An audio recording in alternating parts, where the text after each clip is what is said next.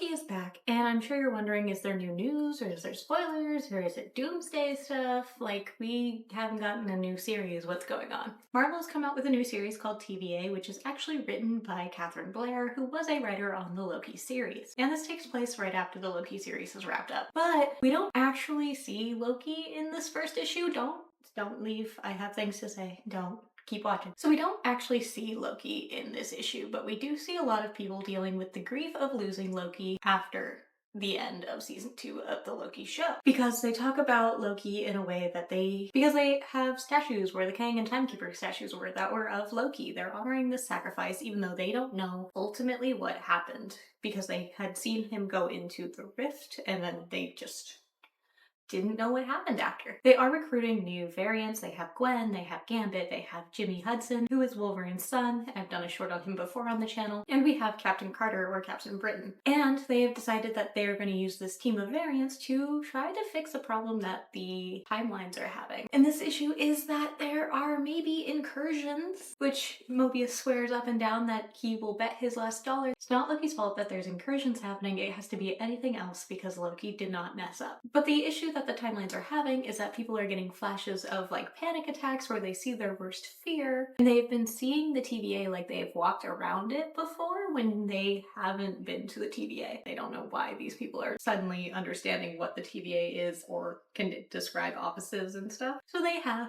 a big issue. They don't know what's going on and the timelines are freaking out. So we meet Gambit and he has lost Rogue and they kind of bully him into joining their little ragtag team of variants because B-15 says that heartbreak is a prerequisite at the TVA because they have all lost Loki, so him losing Rogue is just something he has to get over. Which is an interesting way to see how she handles grief because this is also technically after Deadpool and Wolverine, where she didn't seem as... like, everybody in the TVA family is so grumpy, and understandably so, but she definitely seems like she is very much like, okay, I dealt with, Wolverine and Deadpool, we're just going through the motions now. You think your life sucks, get in line, essentially. But they end up at a carnival where they all see their worst fears, except for Jimmy Hudson. I don't think he actually did, but I also might have just missed it because I'm not super well versed on Jimmy Hudson. Like, Gambit sees a zombie version of Rogue, and then Gwen is facing the self-doubt that she has that she causes issues for everyone around her. They end up coming out fruitless from this fight. They don't actually understand anything more than they did, and they kind of just get beat up the whole time. So they're like, wow, that's really strong if all four of us, there's a super soldier, a Spider-Man, Gambit, and a Wolverine all there, like, that you guys couldn't handle it. That's a really strong thing that's going on. We don't understand it. So then they get back and they regroup with Mobius, and then they kind of come to the decision that the timelines are broken because of demons and that they need to go to hell. So they're gonna drag Mobius with them to hell next episode. He's not very excited about it, understandably so. But what I'm understanding from reading this comic and that it being a continuation of Loki season 2 is that it is Loki's fear of being alone that is causing these incursion events. Which there's also incursions happening. We saw it in like Doctor Strange and stuff, and this being a thing that is based on the MCU. It could be incursions, but I'm fairly certain that the people seeing their worst fear is because Loki is currently living out his worst fear of being alone and stuck on the throne at the end of time by himself, and he just can't handle it because no matter how powerful they are as a god and such, it will only hold for so long. So it definitely feels like this is something that is related to Loki and not like some crazy other thing. So I do think at the end of this comic run we will see Loki again, which will be very nice and hopefully lead into Fantastic Four and such.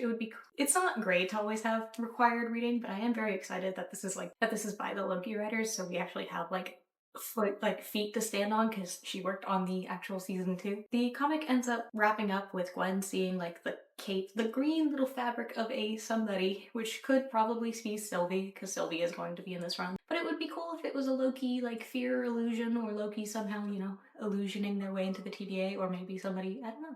We're just gonna wait for a month, which is gonna be hard, but I do think this is going to explain just how Loki is handling the timelines, especially because his friends don't know what happened. They don't know if he died. They don't know if they are just, they don't know. They don't know what happened to Loki. So it'll be hopefully nice to see that get resolved so, they're not totally unaware of what's going on. Loki is maybe not doing so well, but they are back, and the TVA family is back, and, that's my thing. So if you like this and you want to know more about the TVA family, I have a bunch of videos on Loki and the TVA and the comics and all of that stuff. Be sure to like and subscribe and hit that bell icon for a notification. And I will see you guys next time. Stay geeky.